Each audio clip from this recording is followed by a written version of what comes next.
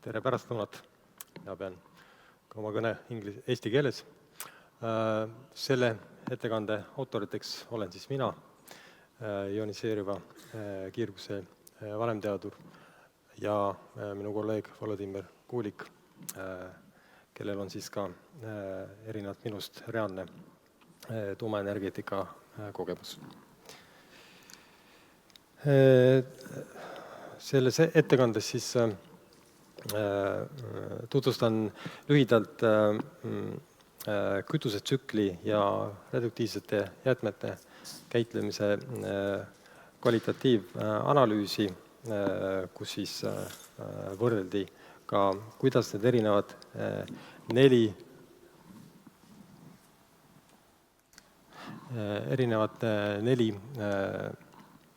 tehnoloogiat selles kontekstis asetuvad. Mis on kütusetsükkel?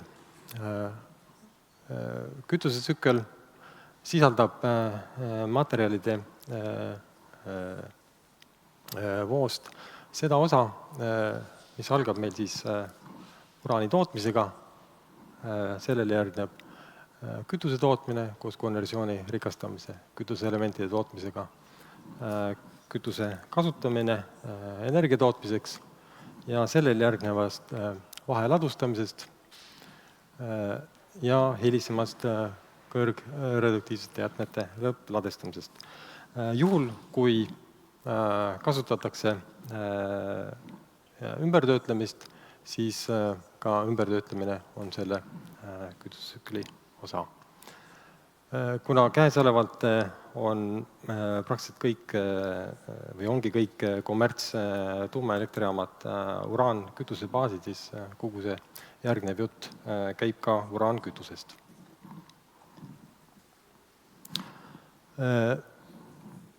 Juba etteruttavalt võin öelda, et kütusetsükli esimene osa, uraani toorme ja uraanikütuse tootmine ei avalda mõju, ei sõltu sellest, milline on siis see välja valitud kütusetehnoloogia. Mainiksin siin vaid seda, et see on 2016. aasta OECD raporti alusel, kui laialt on uraanivarud maailmas levinud.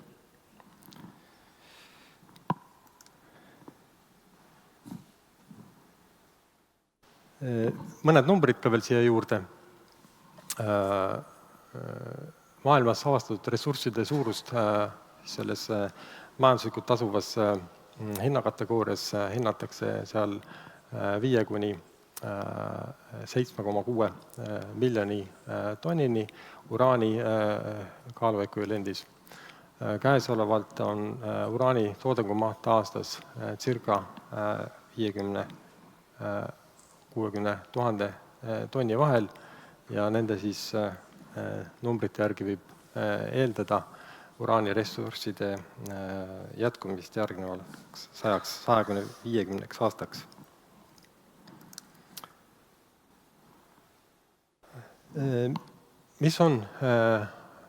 Mida see uraankütuse tootmine siis endast kujutab? Kui me räägime konventsionaalsetest kergevee-reaktoritest, siis need vajavad rikastatud uraanikütust. Looduslikult on uraan 235 ja see on see materjal, mis annab meile energiat kuskil 0,7%. Meil on vaja rikastustaset kuni 5% selleks, et käitada siis kergveereaktorit. Selleks on siis vaja läbi viia kaevandustest pärit uraanile, ekstraheeritud uraanile rikastusprotsess tsentrifuugimise või siis diflatsiooni teel. Ja uraankütuse lõplik vorm on uraandioksiid ja konventsionaalsetes reaktorites on uraandioksiid paagutatud tahkesse väikestesse pelletikujulistesse vormi.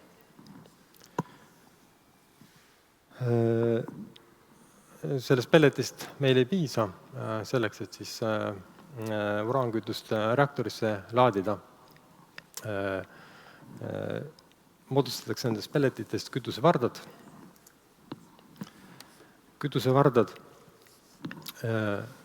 Ja kütusevardad siis komplekteeritakse olenevalt reaktori tehnoloogiaks üheks koostuks. See on siis üks kütuseelement. Ja reaktori südamiku võivad siis võib moodustada erinevatel hulgal koostudest, olenevalt jällegi siis konkreetsest reaktorist. Avatud tsükliga korral on kütuseks meil ainult uraandioksiid, suletud tsükli korral kasutatud kütuse käitlemisel siis on võimalik välja eraldada plutoonium ja siis on meil juba tegemist plutoonium-uraani kütuseseguga. Sulasoola kütuse korral me oleme juba täna näinud siin, on muidugi meil tegemist teises vormis kütusega. Nüüd veidikene mõnedest kütust puudutavad aspektidest siis erinevatel reaktori tehnoloogiatel. NuScale'i kütusekooste baseerub maailmas enim levinud koostel, seda kasutavad üle 50% kõik maailmas kommertsreaktorid. See on toimunud siis koostöös Framatomiga. Ainukene erinevus siis on see, et NuScale'i jaoks arendatakse selle lühendatud versiooni. Kui tavapäraselt on 4 meetrit kütusekooste pikkus, siis siin on 2,4. General Electric Hitachi PWRX 300. Jällegi nende kütuse element baseerub juba välja arendatud General Electricu Hitachi poolt välja arendatud koostul GNF2 tüüpi. KV-reaktorite koostud on küll erinevad, kuid selle kogemus on maailmas väga suur ja see on praegusel ajal kasutusel üle 80% KV-reaktoritest. Terrestrial erinevalt siis konventsionaalsetest reaktoritest on siin kütusekoosteid ei ole ja kütuseks on meil siis sulasool reaktoris. See on siis kandesoolade ja uraan tetrafluoriidi segu. Ühtlasi täidab siis see ka soojuskande rolli reaktoris. Reaktori arendajad eeldavad, et see kütus võiks olla odavama tootmiskuluga kui konventsionaalsed kütused. Kuid kuna varasem kasutuskogemus puudub, siis võib eeldada, et selle kütuse kasutuselevõtt eeldab mitmeaastast kvalifitseerimist.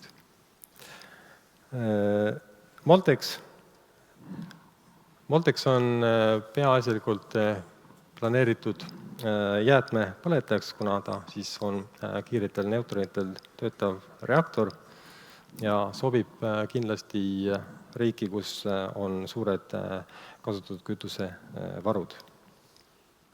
Ta on küll klassikalise koostu formeeringus, kuid kütusevardad ei ole täidetud tahke, vaid on siis täidetud sarnase sulasool kütusega, nagu ka eelnev.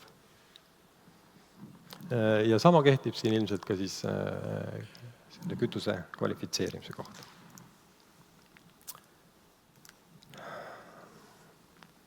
Nüüd me jõuame kasutatud tuumkütuseni. Kasutatud tuumkütus on siis materjal, mis on reaktoris töö käigus ära kulutanud suure osa uraan-235-st, kuid siis selle töö tulemusena tegelikult sisaldab erinevaid radioaktiivseid lõhustumisprodukte ja transuraanseid elemente ja see liigitub igal juhul kõrge radioaktiivsusega jäätmeks. Esimesed 3–5 aastat hoitakse sellist kütust jahutusbasseinideks, et tagada piisav jahutus, ja hiljem on siis võimalik juba seda kuiv ladustada. Selline käitlusviis konventsionaalsetes elektrijaamades on juba üsna pika ja selge kasutuskogemusega. Milline on kasutatud kütuse käitlemise võimalused? Selleks kaks varianti. On kohene lõppladestamine või siis ümbertöötlemine. Ümbertöötlemist kasutavad maailmas ainult osad suuremad riigid. Näiteks Prantsusmaa on hinnanud, et ümbertöötlemise tulemusena ja siis toodetud plutooniumkütuse tulemusena on neil võimalik vähendada uraankütuse kasutamist circa 17–18%, aga ümbertöötlemine on kindlasti väga kallis ja vajab ka tehnoloogiat. Edasi radioaktiivsete jäätmete käitlemine. Mõned siis olulisemad aspektid, mis jäätmekäitlemise raamistikku määravad. Esiteks, jäätmete käitlemise ohutuse tagamiseks on see rangelt reguleeritud seadusandluse ja pädevate riiklike asutuste poolt. Ja võiks siis mainida siin paari põhimõtet, et jäätmekäitlusega seotud kulud katab jäätmete tekitaja ja tuumajaamadest saadud energiat kasutav generatsioon võiks siis ka vastutada jäätmete turvalise ohutu lõppladestamise eest. Millest, kuidas siis jagada jäätmeid? Jäätmeid saab kategoriseerida kõrg-, kesk- ja madalaktiivseteks radioaktiivseteks jäätmeteks. Kõrgaktiivse jäätmemassi moodustavad siis kasutatud kütus või siis ümbertöödetud kütuse jäätmed. Nad massina moodustavad väikese osa, kuid sisaldavad 95% kogu aktiivsusest. Keskaktiivsed jäätmed on siis seotud reaktorisiseste komponentidega, et need moodustavad circa 7% massist, aga 4% siis kogu aktiivsusest. Madal radioaktiivsed jäätmed on enamasti seotud siis tuuma opereerimise käigus tekkivate erinevate komponentidega. Enamasti madal radioaktiivsed jäätmed ei vaja ka nende käitlemiseks eri kiirgusohutusnõudeid.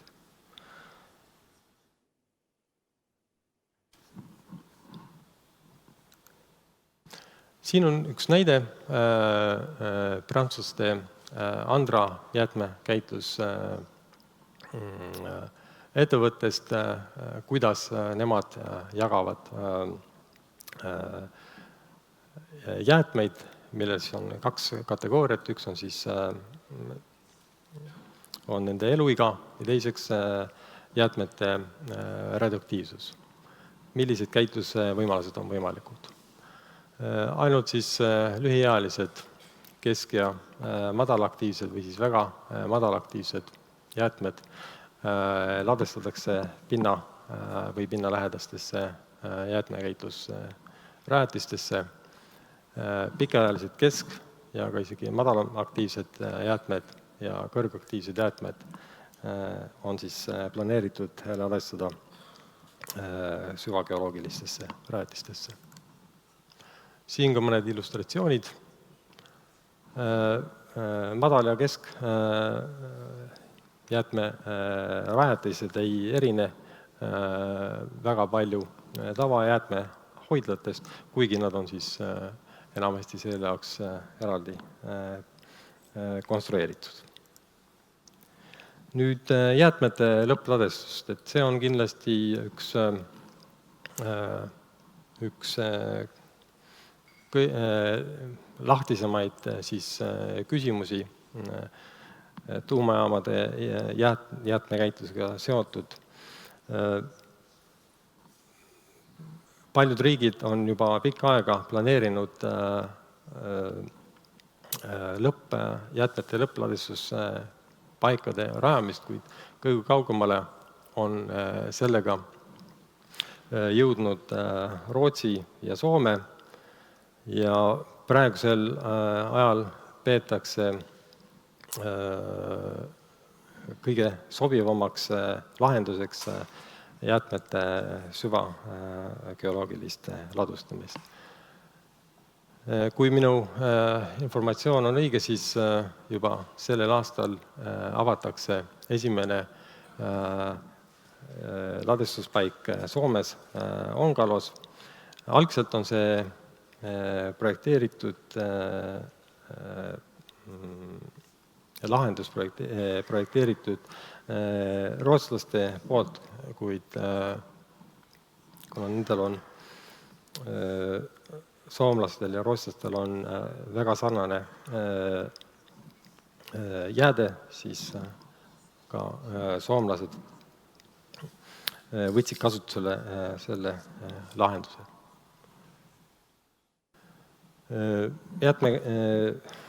Jäätmed siis tunnelid kaevatakse 400 kuni 500 meetri sügavusele. Jäätmed esimene kaitsebarjääriks on vaskkanistrid ja need siis betoneeritakse saviga. Kütuse ja jäätmete transport. Mis puudutab kütuse ja jäätmete transporti erinevate tehnoloogiate puhul, siis praeguse info juures on meil raske hinnata, kas ühe või teise tehnoloogia kütus vajab erinevat kohtlemist. Me oleme ainult siis teinud ülevaate sellest, milliste tingimustele peavad kütuse transport vastama. Enamasti vajalikud on vaid kütuse transpordiks eri konteinerid, kuid see ei vaja eri infrastruktuuri.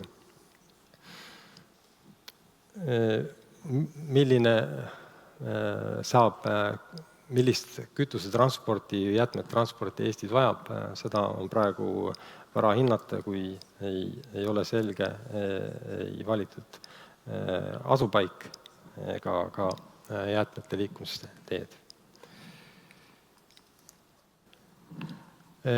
Dekomisjoneerimisega võime ainult ka praegu üldistada, et dekomisjoneerimine, mis siis on määratletud kui radioaktiivsusest puhastamist ja tuumaelektrijaama demonteerimist, et dekomisjoneerimiskogemust on maailmas kogunenud piisavalt palju.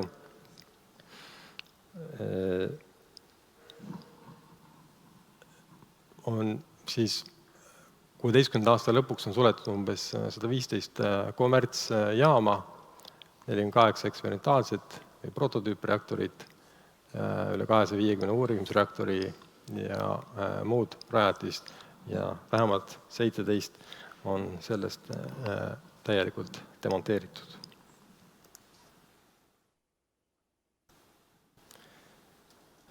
Kokkuvõte nüüd olulisematest aspektidest. NuScale ja PVRX 300 põhinevad konventsionaalsetel kütusetehnoloogiatel ja need on hästi välja arendatud. Seal on pikaajaline kogemus. Sulasoolreaktorite nii nagu reaktoritel, aga kütusel on suur potentsiaal, kuid tehnoloogia on arendusjärgus ja napib kasutuskogemust, ehk siis kindlasti NuScale ja PVRX rakendamine on palju lihtsam. Kütuse tarnekindluse osas võib väita, et uraaniturul on tarneahelad ja tarnijad hästi välja kujunenud. Kasutatud kütus, ümbertöötlemine on kallis, tehniliselt keeruline, praktikas kasutavad seda suurte jäätmevahtudega suured riigid. Meil võiks pigem praegu lähtuda printsiibist oota ja vaata, ehk siis võib-olla mitte kõigepealt tormata ümber töötlema, pigem jätta lahendus tulevikku. Kasutatud kütus. Kui välismaiste tehnoloogia tarnijatega kütuse ladustamise või ümbertöötlemise lepinguid ei sõlmita, siis peab Eesti tagama, et vastav hoidla toodaks Eesti territooriumile. Ja jäätmete osas madal- ja keskmiste radioaktiivsuse jäätmed, mis tahes reaktori tehnoloogia korral vastutab Eesti riik kesk- ja madal radioaktiivsete jäätmete ümbertöötlemisega. Ehk siis vastava hoidla ehitamine võib olla vajalik ja sama kehtib siis lõpplasestuse kohta. On küll viimasel ajal välja käidud ideid regionaalsetest või rahvusvahelistest ladestushoidlatest, kuid